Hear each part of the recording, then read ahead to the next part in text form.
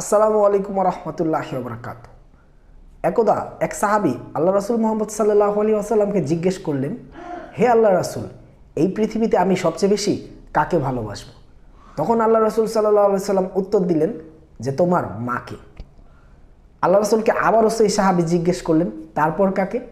আল্লাহ রাসূল আবারও বললেন, তোমার মাকে। সেই সাহাবী আবারও আল্লাহ রাসূলকে জিজ্ঞেস করলেন, হে আল্লাহ রাসূল, তারপর কাকে ভালোবাসবো? আল্লাহ রাসূল বললেন, তোমার মাকে।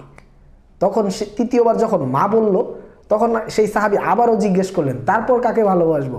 তখন আল্লাহ রাসূল সাল্লাল্লাহু আলাইহি সাল্লাম বললেন, তোমার বাবাকে। এখানে দেখা যাচ্ছে আল্লাহ রাসূল সাল্লাল্লাহু আলাইহি সাল্লাম তিনবার মায়ের কথা বলেছেন, তারপর বাবার কথা বলেছেন। আমি যদি ডক্টর জাকির নায়েক স্যারের কথা নকল করে বলি, তাহলে বলতে পারি মা পেয়েছেন স্বর্ণের মেডেল, মা পেয়েছেন রূপার মেডেল, এবং ব্রোঞ্জ মেডেলটাও মাই পাচ্ছেন, এবং বাবাকে সান্ত্বনা পুরস্কার নিয়েই সন্তুষ্ট থাকতে হচ্ছে।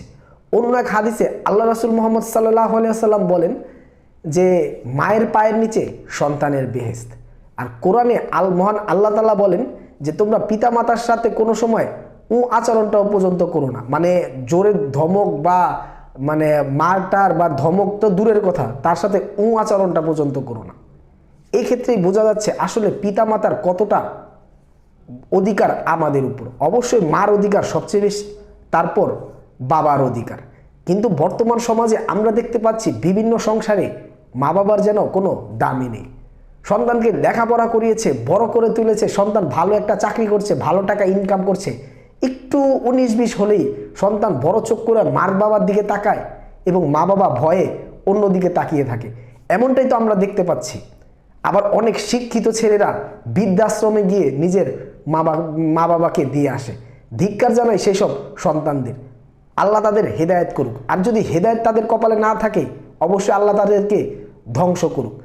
আল্লাহ রাসূলের সময় একবার আল্লাহ রাসূল সাল্লাল্লাহু আলাইহি সাল্লাম বলছিলেন যে এমন এক সময় আসবে শেষ জামানায় মানুষ মানুষকে হত্যা করবে, মানুষ নিজের আত্মীয় স্বজনকে হত্যা করবে, মানুষ পাড়া প্রতিবেশীকে হত্যা করবে। বলতে বলতে আল্লাহ রাসূল সাল্লাল্লাহু আলাইহি সাল্লাম বলছেন মানুষ নিজের পিতাকে হত্যা করবে। তখন সেই সাহাবী বললেন, তখন কি আমাদের জ্ঞান বুদ্ধি থাকবে না? আমাদের জ্ঞান কি তখন লোপ পাবে? আমাদের জ্ঞান কি থাকবে না? তখন আল্লাহ রাসূল বলতেছেন, না, জ্ঞান বুদ্ধি থাকবে না, জ্ঞান বুদ্ধি তুলে নেওয়া হবে।